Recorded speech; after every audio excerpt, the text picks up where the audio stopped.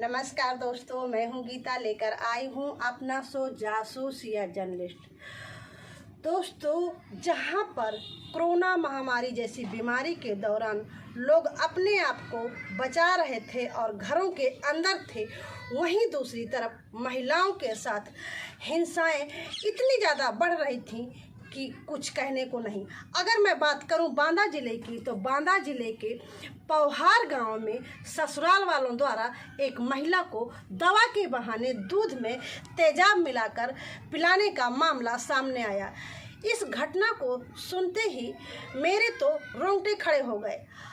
आप भी अगर इस घटना को सुनेंगे तो आप भी सोचने के लिए मजबूर हो जाएंगे। तो बने रहिए इस पूरे वीडियो को देखने के लिए मेरे साथ जासूस या जर्नलिस्ट पर।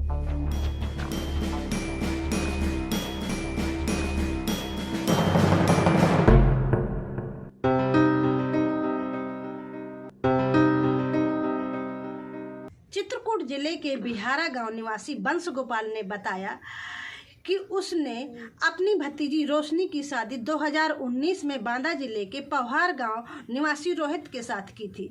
ससुराल वाले दहेज की मांग को लेकर के लड़की को हमेशा प्रताड़ित करते रहते थे और 27 मई 2021 को उन्होंने लड़की को दूध में कुछ जहरीली पदार्थ मिलाकर पिला दी।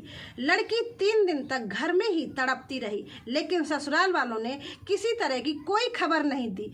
एक दिन लड़की छत के ऊपर पैर पटक रही थी और तड़प रही थी। तब ससुराल के किसी मोहल्ले वालों ने देखा कि छत में लड़की तड़प रही है और उन्होंने रोशनी की ससुराल वालों से कहा कि आपकी बहू तड़प रही है, क्या हो गया है, दवा कराओ।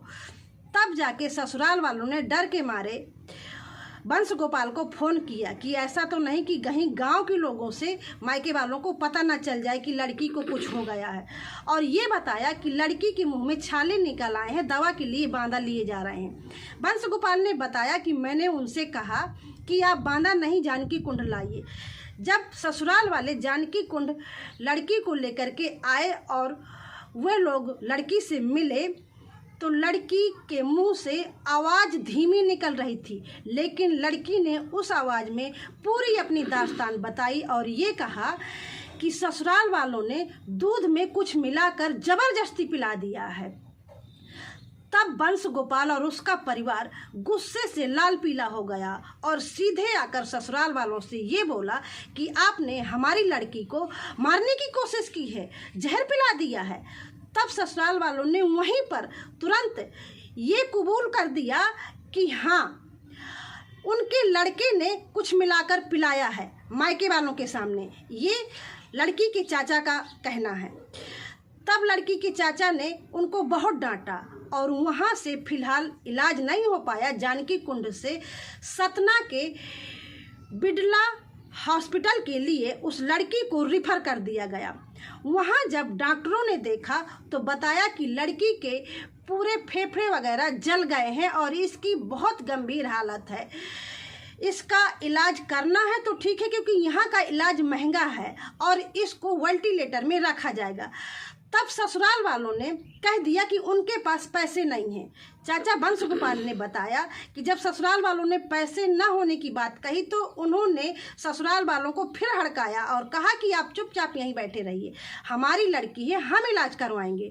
और रात भर वहाँ पर इलाज चला। फिलहाल 31 मई को लड़की सुबह 8 बजे ख़त्म हो गई।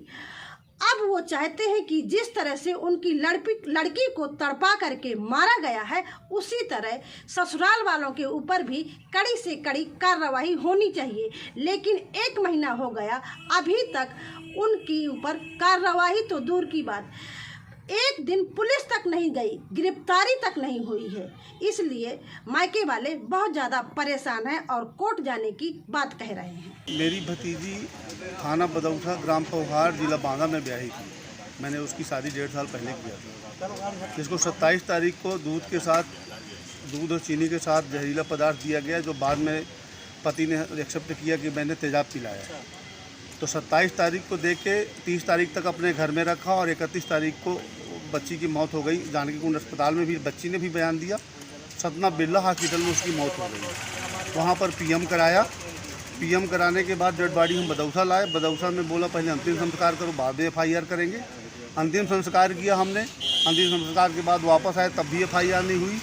फिर बड़ा जोर दबाव देने के बाद 2 तारीख को FIR हुई और अभी 1 महीना हो गए मैडम उनकी गिरफ्तारी नहीं हुई। और वो लोग इधर उधर कहते घूम रहे हैं कि हम लोगों ने सबसे मिल लिया है और अब सबको खरीद लिया है, और अभी तक गिरफ्तारी नहीं हुई।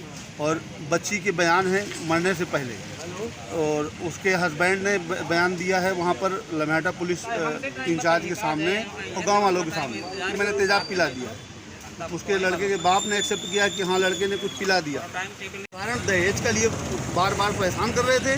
पहले 1.5 साल पहले शादी की, 8-10 लाख रुपया हमने खर्चा किया, दिया। बाद में बीच में और परेशान किया तो 5 लाख रुपए फिर एक बेटी के नाम ज़मीन खरीदा 2 महीने पहले। 2 महीने हम नहीं खरीद रहे थे, हमने कहा बेटी के नाम ही खरीदेंगे अगर खरीदना है तो। 3 बीघे ज़मीन बेटी के नाम हमने रजिस्ट्री कराई, उन्हीं को दिया, उन्हीं के द्वारा रजिस्ट्री कराई। और कुछ पैसा दिया तो लड़के के नाम में एक प्लाट दिया। अब वो लड़का अभी वो प्लाट बेच रहा है, प्लाट बेचता घूम रहा है और गिरफ्तार नहीं हुआ। मृतक लड़की के चाचा बंस गोपाल ने बताया कि 1 महीने हो गए उनकी कहीं पर कोई सुनवाई नहीं हो रही है और उनको न्याय पाने के लिए दौड़ते दौड़ते पैरों की चप्पलें खिर गई हैं। उन्होंने बताया कि ससुराल वालों ने बहुत ज़्यादा पैसा भर दिया है और ये पैसा कैसे भरा है, कहाँ से भरा है, इसका भी उनके पास उदाहरण है। उन्होंने बताया कि जब ससुराल वाले दहेज की इतनी ज़्यादा मांग कर रहे थे तो उन्होंने अपनी लड़की के नाम सुदिनपुर में ज़मीन ली थी। उस ज़मीन को भी ससुराल वालों ने 8 लाख की बेची है। ससुराल वालों ने अपने घर का एक बाड़ा भी बेचा है, कुछ भैंसें भी बेची हैं और ये पैसा किसी उच्च अधिकारी को दिया गया है। यही कारण है कि पुलिस उनकी सुनवाई नहीं कर रही है और उनको न्याय नहीं मिल पा रहा है।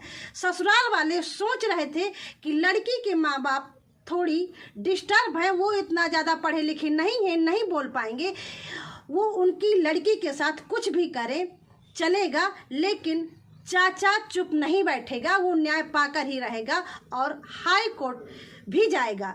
तो वो हाई कोर्ट से अपना न्याय पाने के लिए मुकदमा भी दायर करेंगे।